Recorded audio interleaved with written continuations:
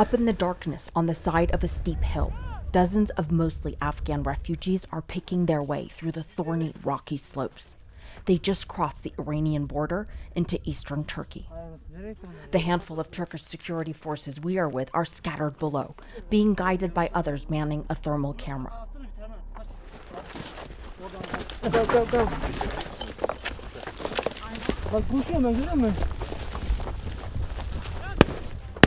Okay, they're telling them to go left and to the front. Turkey doesn't want the refugees here. And their final destination, Europe, doesn't want them there. The shots are blanks intended to scare. 1, 2, ben çıkıyorum, sen beni yönlendir. 3. Hadi, hadi, hadi. Kalk, kalk.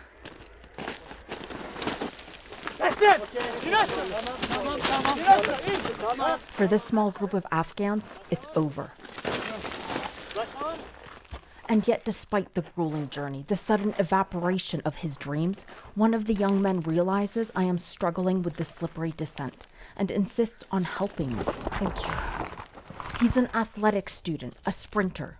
Another in the group, a pro mixed martial arts fighter. They don't want to appear on camera. They say it would break their parents' hearts to see them captured. It was dark, so dark, Zainab, who we met a few days earlier in a deportation center, remembers. It was their son, Amir, just 10 years old, who kept them going. What were you thinking when, you were going through all of this and you were pulling your dad and carrying the bag? I was just thinking that we have to reach a country that is safe, he responds. You're very brave. It was for my future, his sister Sada says. I can't study in Afghanistan. Zainab does not want her daughter to be robbed of her right to learn, not the way she was 20 plus years ago. So you went to a secret school, one of the secret underground schools. It was under a house, she says.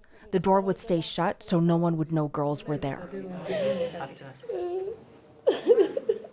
She's broken in more ways than she can put into words. They all are. She doesn't know how long they will be here. Turkey halted deportations to Afghanistan after Kabul fell. Some of those who evade capture hide out in small ravines, waiting for their payment to the smugglers to come through so they can move on to the next leg.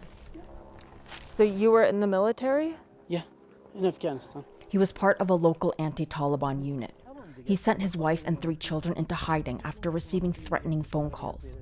He left them behind so they can be reunited in a better place one day, someday, suffering through the humiliation of waiting out here. Many of those we spoke to said it took them numerous attempts just to get across the border into Turkey.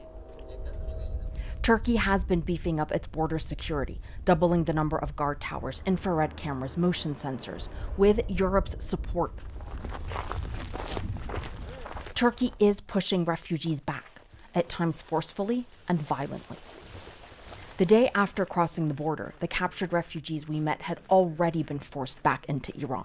They say they are now hiding from thieves. But nothing will stop those that have nothing left but broken promises.